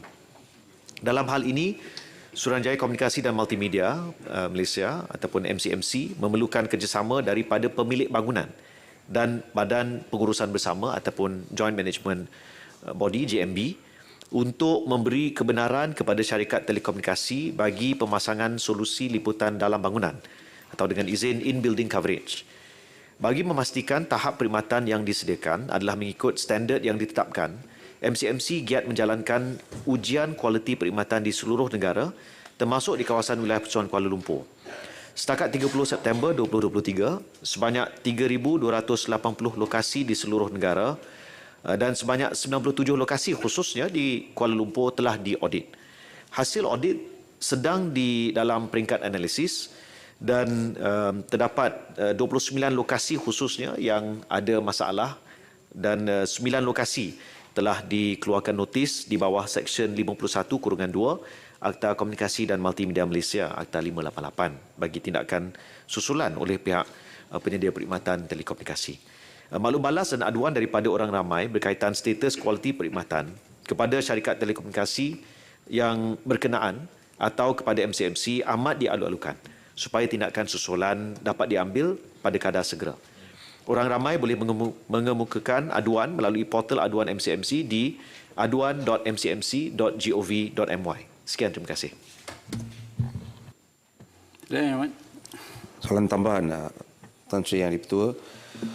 YB Menteri, kebanyakan aduan atau rungutan daripada rakyat adalah rangkaian telekomunikasi yang tidak setimpal dengan bayaran yang dikenakan. Apakah pendirian dan perkembangan daripada kerajaan berdasarkan charge tambahan terhadap penggunaan yang yang menaik taraf langganan kepada rangkaian 5G. Terima kasih.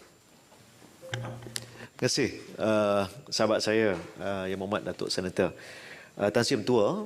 Untuk makluman Dewan, sebenarnya memang isu kepuasan hati para pengguna terhadap mutu perkhidmatan dan juga kadar bayaran charge yang dikenakan, ini adalah satu perkara yang kita ambil maklum dan kita sangat prihatin. Malah beberapa kali saya telah sebut dan minta supaya syarikat telekomunikasi mengambil berat perkara ini dengan mengurangkan ataupun menyahkan, mensifarkan kos ataupun charge yang dikenakan bagi para pelanggan menaik taraf perkhidmatan kepada 5G. Saya difahamkan ada beberapa syarikat telekomunikasi seperti Celcom-Digi yang telah menerima cadangan itu, dan pada hari Khamis yang lalu saya difahamkan mereka telah mengumumkan beberapa pakej baru di mana tidak ada charge tambahan untuk langganan 5G, dan kita ambil maklum dan terima baik keputusan seperti itu. Banyak daripada keputusan ini melibatkan isu komersial, ya, dan dari segi dasar memang MCMC sentiasa meneliti perkara ini, dan insya-Allah saya percaya dalam masa yang tidak terlalu lama isu-isu berkaitan charge ini akan kita saksikan sama ada pengurangan tambahan ataupun tidak. Suka saya sebut dan saya ingatkan berdasarkan laporan daripada Jabatan Perangkaan untuk 3-4 bulan kebelakangan ini, sektor komunikasi telah menunjukkan kadar inflasi negatif sebanyak 3.7% secara konsisten untuk 3 ataupun 4 bulan kebelakangan. Bermaksud memang kos yang melibatkan ataupun dalam sektor komunikasi ini ada menampakkan pengurangan, dan insya-Allah kita akan berusaha untuk tingkatkan kualiti, mutu perkhidmatan dan kurangkan harga, ya, bagi rakyat. Terima kasih. Terima kasih Yang Berhormat. Saya jemput Tuan Surwandi bin Saad. Bismillahirrahmanirrahim. Assalamualaikum warahmatullahi wabarakatuh. Bangun pagi jangan malas. Soalan saya nombor 12. Terima kasih Yang Dipertua, Tan Sri Yang Dipertua, terima kasih Yang Berhormat Senator. MITI ingin menjelaskan bahawa hala tuju industri otomotif tempatan adalah fokus kepada usaha untuk menggalakkan aktiviti pemasangan tempatan oleh syarikat-syarikat pengeluar kereta nasional dan syarikat-syarikat Original Equipment Manufacturer OEM tanpa mengira jenama serta kapasiti enjin kenderaan. Menyentuh persoalan mengenai import bagi kemasukan kenderaan berkuasa kuda sisi rendah seperti 660 cc, ingin dijelaskan bahawa kapasiti enjin yang kecil tidak semestinya memberi gambaran bahawa sesuatu kereta tersebut dijual pada harga yang murah kerana import mesti tertakluk kepada cukai import, cukai excise dan cukai jualan. Tan Sri Yang Dipertua, secara dasarnya keperluan lesen import Approved Permit AP dikenakan bagi memastikan barangan diimport mematuhi kualiti dan standard, menjamin keselamatan negara dan alam sekitar serta membantu pembangunan industri tempatan. AP juga merupakan satu mekanisme pemantauan serta pengumpulan data. Keperluan AP bagi tujuan import dikuatkuasakan di bawah Perintah Larangan Import 2022, Akta Custom 1967, dan keperluan AP untuk import di bawah seliaan MITI meliputi beberapa produk seperti sebahagian produk otomotif, produk besi dan keluri, produk jentera berat, produk bahan kimia dan produk batik. Bagi produk otomotif, tujuan utama AP dikenakan ke atas kenderaan bermotor yang diimport adalah bagi membolehkan Kementerian memantau dan menyokong pembangunan industri otomotif tempatan, memandangkan industri ini adalah strategik dari segi pembangunan teknologi, kejuruteraan dan bakat. Terima kasih.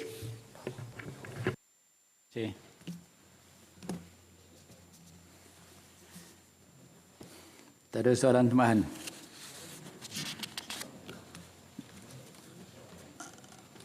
Saya minta lagi Datuk Dr. Ahmad Azam bin Hamzah. Assalamualaikum dan salam sejahtera. Tan Sri Yang Di-Pertua, soalan saya nombor 13. Terima kasih Tan Sri Yang Di-Pertua.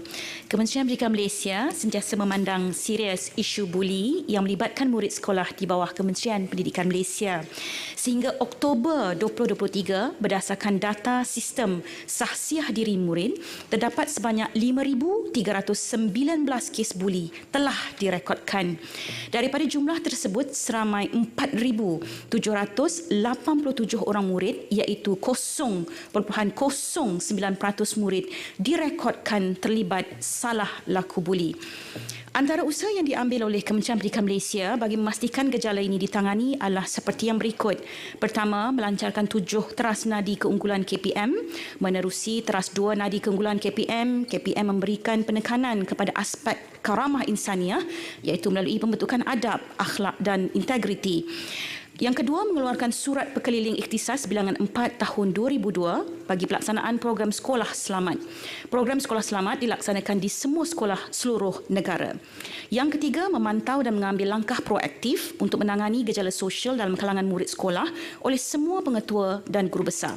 KPM telah mengeluarkan surat perkeliling ikhtisas bilangan 6 tahun 2000 menangani masalah keselamatan, dadah dan gangster.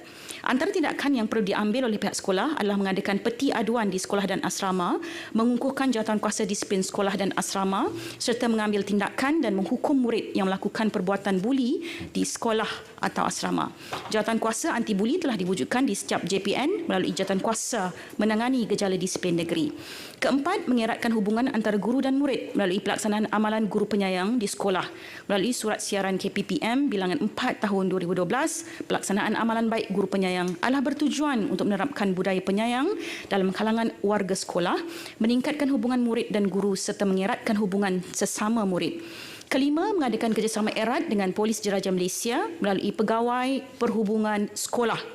Setiap sekolah menengah dan sekolah rendah mempunyai seorang PPS ataupun pegawai perhubungan sekolah yang sentiasa mendampingi dan bekerjasama dengan pihak sekolah termasuklah mengadakan program untuk mencegah buli.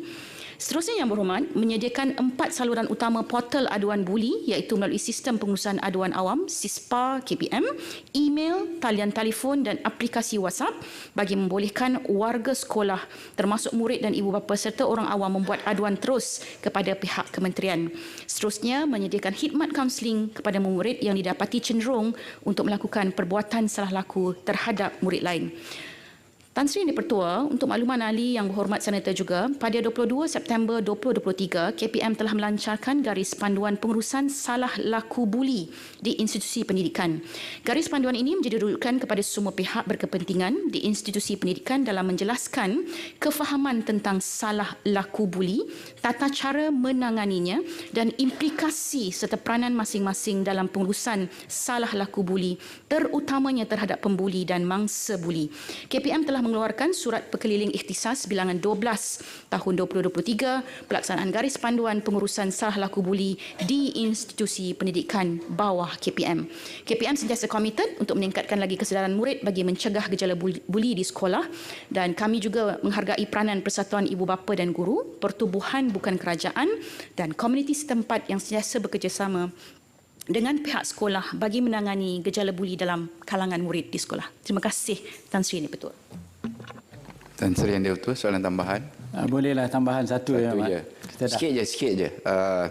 Ringkas, ya. Adakah kajian dilakukan untuk mengenal pasti apakah sebab-sebab yang menyebabkan kes buli ni kerana dia menjadi orang kata mangsa sebahagian daripada anak-anak ni yang menyebabkan mereka malas nak pergi sekolah disebabkan kes buli ni. Terima kasih. Kita, Tan Sri Yang Di-Pertua, untuk makluman yang berhormat Senator, kita sentiasa memantau kes-kes buli apatah lagi yang dilaporkan melalui SISPA dan semua medium yang melibatkan aduan berkaitan buli. Jadi untuk itu yang berhormat, memang segala faktor, sebab, punca dan juga proses bagaimana kes buli ini ditangani, kita memang pastikan ia jelas dari segi siapa pelaku, mangsa dan sebagainya. Dalam erti kata yang mudah, kes buli ini mudah dikenal pasti Yang Berhormat, dan puncanya juga mudah untuk kita tangani berdasarkan pengalaman-pengalaman dan isu-isu serta proses kita menguruskan kes buli tersebut. Dalam masa yang sama, Yang Berhormat, kita juga sedang memastikan bahawa garis panduan yang telah pun kita luncurkan baru-baru ini memenuhi semua aspek tersebut, termasuk, Yang Berhormat, aspek yang penting juga adalah kaunseling kepada para pelajar ini. Terima kasih, Tan Sri Yang Dipertua. Terima kasih, Yang Berhormat. Ahli-ahli Yang Berhormat, selesai sesi pertanyaan bagi jawab lisan. Aturan Urusan Mesyuarat dan Usul-Usul PR 31-2023 Rang Undang-Undang Perbekalan 2024 menyambung semula perbahasan atas masalah bahawa rang undang-undang ini dibacakan kali yang kedua sekarang. Terima kasih. Ahli-ahli Yang Berhormat, hari ini merupakan hari keempat perbahasan bagi rang Undang-Undang Pembekalan 2024. Saya membuat ketetapan bahawa kita masih ada 26 orang ahli yang belum lagi membahas dan mendaftar untuk membahas. Dan dengan itu maka saya pendekkan sedikit masa kepada 25 minit bagi setiap ahli yang hendak berbahas.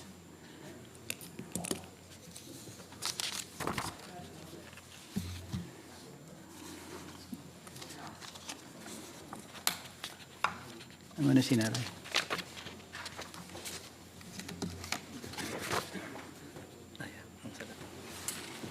Dengan itu maka saya ingin menyebut Yang Berhormat Senator Tuan Musaddiq bin Ahmad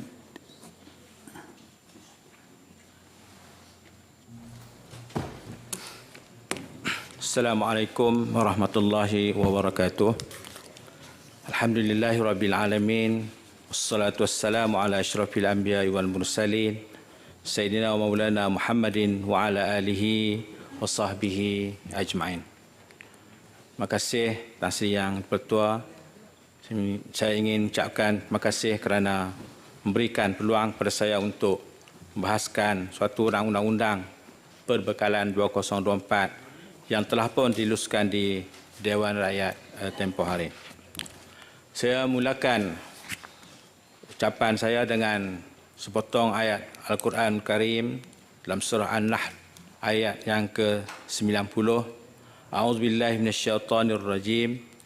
Innallaha ya'muru bil adli wal ihsan wa ita'i dzil qurba wa yanha 'anil fahsya'i wal munkari wal baghi ya'izukum la'allakum tazakkarun. Sesungguhnya Allah menyuruh kamu berlaku adil dan berbuat kebajikan, memberi bantuan kepada kerabat, dan dia melarang melakukan perbuatan keji, kemungkaran dan permusuhan. Dia memberi pengajaran kepadamu agar kamu dapat mengambil pelajaran. Tan Sri Yang Dipertua, saya mulakan ayat ini untuk memberikan peringatan kepada diri saya sendiri dan juga kepada ahli-ahli yang berhormat, sama ada kita digelar sebagai senator, menteri ataupun sebagainya, bahawasanya Allah dalam ayat ini menyuruh kita dan melarang kita. Menyuruhnya ialah kita berlaku adil.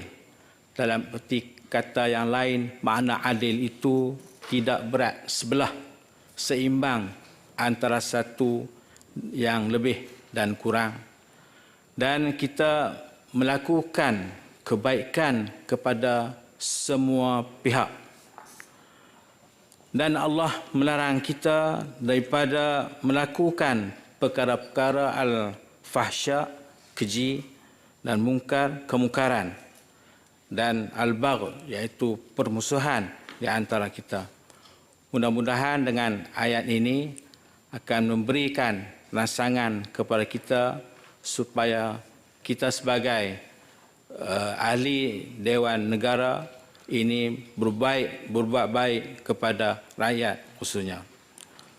Dalam keadaan kita dihimpit dengan ekonomi, janganlah kita mengundang perkara-perkara kemungkaran Allah dengan perkara-perkara yang mungkar ini.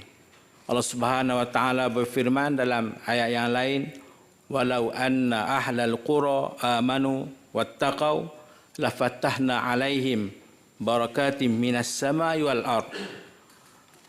Dalam satu kampung itu, kalau kita beriman kepada Allah Subhanahu wa taala dan kita bertakwa kepada Allah Subhanahu wa taala, nescaya Allah akan membukakan kepada kita barakat minas samai wal ard, daripada langit dan bumi. Mudah-mudahan dengan bajet 2024 ini kita mendapat keberkatan daripada Allah Subhanahu wa taala. Tan Sri Yang di-Pertua, saya juga ingin menyatakan kecaman terhadap kezaliman, keganasan dan keberpihakan rejim Zionis yang membunuh orang awam tanpa belas kasihan sejak tercetusnya pertempuran pada 7 Oktober yang lalu. Mengapakah sekolah dan hospital dijadikan sasaran bedilan peluru berpandu? Alasan yang digunakan rejim Zionis adalah Hamas menggunakan orang awam sebagai tembok pertahanan. Ia sangat tidak munasabah dan tidak sesekali boleh diterima. Mereka sekadar mereka-reka alasan untuk membunuh insan yang tidak berdosa. Tindakan rejim Zionis tersebut juga bertentangan dengan perkara 33 Konvensyen Geneva ke-4 1949 kerana hukuman kolektif yang dikenakan kepada orang awam yang tidak berdosa. Bukankah perkara ini telah terang lagi bersuluh? Kita harus paham bahawa sejak deklarasi Balfour 1917 dan kemasukan beramai-ramai warga Yahudi ke tanah Palestin, agenda penghapusan etnik telah bermula dan semakin agresif daripada dekad ke dekad seterusnya. Rumah-rumah rakyat Palestin dirampas tanpa ada yang tampil membela. Pembinaan penempatan haram dilaksanakan tanpa mempedulikan undang-undang antarabangsa. Saya ingin ulang sebutkan di sini bahawa rejim Zionis telah melanggar perkara 2/4 Piagam Pertubuhan Bangsa-Bangsa Bersatu 1945 dan perkara 49/6 Konvensyen Geneva ke-4 1949.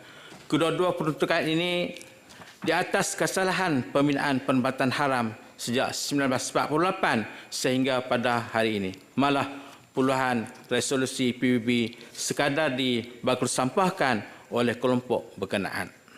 Oleh yang demikian, kezaliman rejim Zionis ini seharusnya dikejam dan sepatutnya dirujuk dengan segera ke muka pengadilan. Hakikat yang kita perlu berpegang di sini juga adalah Hamas bukanlah sebuah kumpulan pengganas sebagaimana yang cuba dicanang media barat. Bahkan merekalah pembela sebenar tanah Palestin. Tan Sri Yang di-Pertua, Datuk Seri Yang di-Pertua, saya tak nak bawa masuk. Terima kasih kepada rakyat Malaysia kerana sama-sama telah membantu saudara-saudara kita di Gaza. Kita di Malaysia tidak kira pahaman politik, sama-sama membantu bersolidariti ke atas rakyat di Gaza. Pengalaman saya di Kedah dalam mengumpul dana untuk rakyat Palestin, saya dapati di antara mereka yang sanggup menjual motosikal, ada rakyat di sebelah ulu sana, di sebelah baling sanggup menjual kerbau, dan ada yang sanggup menjual barang kemas untuk disumbangkan kepada rakyat Palestin. Inilah rakyat Malaysia yang suka memberi derma. Minggu lepas, saya sempat berjumpa dengan Palestinian Cultural Organisation Malaysia, PICOM, dan mendapat gambaran yang lebih jelas dan dekat tentang keadaan yang berlaku di Gaza. Dan mereka memuji rakyat Malaysia yang sentiasa memberi bantuan kemanusiaan ini. Dalam perkara ini, saya ingin mengetahui kepada Kementerian apakah perencanaan Wisma Putra bagi menggerakkan sokongan pasca peperangan di sana. Saya yakin Malaysia telah melakukan pelbagai usaha demi menyokong perjuangan masyarakat Palestin meskipun terdapat beberapa perbezaan bersama kita. Saya juga mencadangkan supaya kerajaan bersama NGO dan sebagainya melakukan gelombang solidariti Palestin untuk kali kedua bagi meningkatkan jumlah bantuan kemanusiaan dan keperluan asas daripada rakyat Malaysia yang dermawan dan ciptakan Palestin untuk disalurkan ke Gaza. Saya mencadangkan supaya kerajaan dapat mewujudkan hub humanitarian di sepadan Rafah, Mesir untuk memudahkan NGO-NGO kita menghantar bantuan. Yang Pertua, yang masuk kepada Belanjawan 2024. Datuk Seri Yang Pertua, mohon mencelah. Bersetuju tak Yang Berhormat Senator kalau saya mencadangkan supaya sebahagian kes terhadap sebuah NGO Palestin yang disekat akaunnya berjumlah yang diisytiharkan sekitar 70 juta dan akaun itu, peruntukan itu khabarnya untuk target Palestin. Sekarang Palestin sedang sangat mengharapkan bantuan agar kerajaan mempertimbangkan supaya peruntukan itu boleh diriliskan untuk disampaikan kepada rakyat Palestin. Soalan ini agak terkait dengan isu undang-undang dan saya tidak mencampur urusan undang-undang tapi mengharapkan supaya hasrat rakyat untuk menyalurkan bantuan daripada sumber yang disebutkan itu tidak tertangguh dan dapat disampaikan. Terima kasih. Terima kasih Yang Bertua. Oleh kerana ini kes SPRM, kita serahlah kepada SPRM untuk buat siasatan. Walau bagaimanapun, mungkin dana-dana yang ada dalam akaun mereka itu boleh pihak SPRM lepaskan untuk disampaikan kepada rakyat di sana terlebih dahulu. Yang Pertua, kita tidak menafikan global dan negara menghadapi situasi ekonomi yang tidak menentu ketika ini.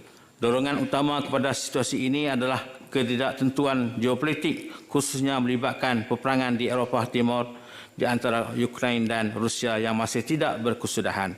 Kemudian ini memberikan kesan kepada rangkaian makanan global dan Malaysia tidak turut terkesan dengan ketidaktentuan geopolitik yang berlaku. KDNK negara menurun sehingga ke paras 2.9% pada suku kedua tahun ini dan laporan suku ketiga Bank Negara Malaysia menunjukkan KDNK sedikit berkembang kepada 3.3%. Paras ini walau bagaimanapun masih jauh dengan nilai yang pernah dicapai pada suku ketiga 2022 iaitu 14.1% dan 7.1% pada suku keempat. Beberapa faktor yang mendorong peningkatan KDNK bagi suku ketiga adalah perbelanjaan domestik, pengukuhan sektor pekerjaan, perkembangan sektor pelancongan domestik selain peningkatan sektor pembinaan dalam negara. Penggunaan domestik mencatatkan peningkatan daripada 4.9% berbanding 4.3% pada suku kedua 2023. Namun dalam masa yang sama, permintaan luar terhadap barangan Malaysia terus melemah daripada negatif 3.7% kepada negatif 22.7%. Tuan Yang Pertua, angka-angka yang saya bentang yang ini perlu diteliti dan diambil perhatian oleh pihak Kementerian Kewangan khususnya dan kerajaan secara keseluruhannya. Kita perlu memastikan Belanjawan 2024 ini berpijak pada realiti dan dapat mencapai kepada sasaran yang ditetapkan iaitu anggaran KDNK 4 hingga 5% pada tahun 2024. Persoalannya bagaimana ekonomi negara boleh terus mengukuh. Sudah tentu terletak kepada kuasa beli pengguna dan perbelanjaan domestik yang merangkumi kira-kira 60% daripada sumbangan kepada KDNK. Perkara ini berkait dengan bagaimana rakyat mempunyai duit untuk berbelanja selain pengukuhan terhadap sektor pekerjaan yang sebenarnya merangsang kepada pertumbuhan ekonomi yang mampan. Yang Pertua, kos sara hidup dan subsidi. Apabila kita bercakap soal kuasa beli rakyat, kita tidak elak daripada bercakap soal peningkatan kos sara hidup yang dihadapi. Bukan sahaja kita sebagai pengguna merasai keperitan peningkatan harga barang, bahkan lebih perit lagi ada para peniaga yang terpaksa menaikkan harga mereka disebabkan oleh kos operasi yang meningkat. Saya bercakap soal ini mewakili luahan penjajah kecil yang berniaga di tepi-tepi jalan Begitu juga restoran dan kedai-kedai makan yang semakin lama semakin tidak mampu menanggung kos operasi dan bahan mentah yang terus mencanak naik. Adakah inisiatif jualan rahmah yang hanya melihat kepada satu sesi jualan dengan harga rahmah tanpa menilai sisi bahan mentah yang sedang meningkat naik masih menjadi teras kerajaan saat ini? Berdasarkan laporan statistik utama Kementerian Perdagangan Dalam Negeri dan Ehwal Pengguna Suku ketiga 2023, statistik aduan daripada pengguna berkait dengan harga kebanyakannya disebabkan oleh harga yang mahal diikuti tanda harga yang mengelirukan. Begitu juga dalam kategori aduan suri, aduan berkaitan harga adalah kedua tertinggi daripada senarai aduan yang diajukan kepada kementerian. Perkara ini memberikan gambaran yang jelas terhadap suasana peningkatan kos sara hidup yang dihadapi oleh ramai pihak. Tuan Yang Dipertua, bila kita bercakap soal kemiskinan ini, hanya orang yang pernah mengalami kemiskinan saja yang dapat merasainya. Orang yang kaya sudah tentu tidak menjiwai, merasai tentang kemiskinan. Dalam cerita filem Hindi, Tuan Dipertua, Roti Kapra or Makan. Ini cerita Hindi tahun 1974. Kalau pernah tengok cerita Hindi ini, rata-rata memang umur dia sudah hampir 60 tahun dah. Roti Kapra or Makan, makna makanan, pakaian dan juga penempatan merupakan perkara penting. Dalam cerita tersebut, kalau nak pendekkan, memang payahlah cerita Hindustan ni dia 3 jam. Kalau tengok lagu dia, lagu nak cam lagu dia ni, satu lagu 5 kali tukar baju, baru boleh selesai. Hero dia mesti kalah dulu, baru kemudian dia menang. Jadi nak menunjukkan dalam cerita ini ialah makanan, pakaian, dan penempatan ini merupakan benda asas dalam kehidupan kita. Oleh kerana itu, kita mengharapkan rakyat di Malaysia tidaklah sampai ke tahap mereka tidak ada makanan. Tidaklah sampai mereka tidak ada pakaian dan penempatan. Semua ini kita melihat semuanya adalah semua keresahan yang berlaku kepada rakyat ialah untuk nak membeli satu makanan itu agak mahal dan terhad pembelian-pembelian mereka. Datuk Seri Yang Dipertua, saya menyokong inisiatif peninjauan untuk kebajikan guru agama 2024 yang memberikan sumbangan khas tambahan sebanyak 700 kepada 70,000 guru, 700 ringgit kepada 70,000 guru takmir, guru kafa, imam, bilal, syiah, noja dan marbut di peringkat komuniti. Begitu juga geran bantuan 20,000 kepada sekolah agama rakyat yang berdaftar dengan JAKIM. Usaha-usaha sedemikian sememangnya perlu disambut dengan baik bagi memastikan kebajikan guru-guru agama ini terjaga. Kita sedar bahawa segelintir kanak-kanak muda hari ini berhadapan dengan isu kebejahatan akhlak dan moral. Terlalu banyak faktor yang mengawal perasaan dan minda kanak-kanak, anak-anak muda, apatah lagi dengan dunia tanpa sepadan. Hanya dengan satu klik di telefon bimbit, mereka boleh menjelajah ke satu dunia dan mengetahui pelbagai perkara dengan segera meskipun ia berlaku jauh daripada tempat kita. Di situlah juga bercampurnya perkara-perkara yang baik dan perkara yang tidak baik. Tanpa jati diri beragama dalam diri anak muda, kita bimbang mereka akan sesat dalam terang dan cahaya.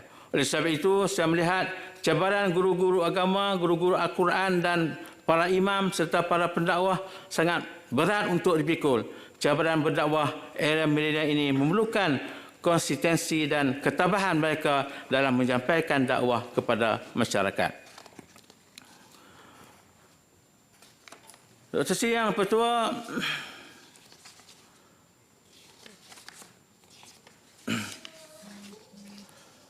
isu scammers yang masih berleluasa dalam negara kita. Saya ingin membangkitkan mengenai isu scammer yang masih tidak reda hingga hari ini. Kita akui sememangnya langkah agresif kerajaan menangani isu skema ini menyebabkan jumlah kerugian berjaya dikurangkan daripada 23.9 bilion pada 2018 kepada 687 juta pada tahun ini. Namun jumlah kerugian ditanggung oleh masa-masa skema ini masih terlalu tinggi. Lebih membimbangkan kita adalah kebanyakan yang menjadi masa skema ini adalah daripada warga emas. Kita katakan warga emas, namun di kalangan cerdik pandai juga yang terkena. Saya pun baru-baru ini 2 minggu lepas hampir-hampir terkena. Kerana skema ini saya rasa dapat CJ PhD juga kot. Tidak susah juga untuk nak tipu kita dengan calang-calang orang. Kerana bagaimana dia menyekat masuk dalam telefon bimbit kita. Saya tengah berkomunikasi dengan nombor daripada ahli yang berhormat Jerelun. Tiba-tiba dia masuk. Boleh minta tolong tak sikit. Ayat biasalah yang kita tahu skema ni. Kita pun, ya Wabi ada nak tolong apa? Boleh bantu sikit bagi duit 3,000. Boleh, tak ada masalah. Hari itu dah cukup bulan. Kita pun dapat.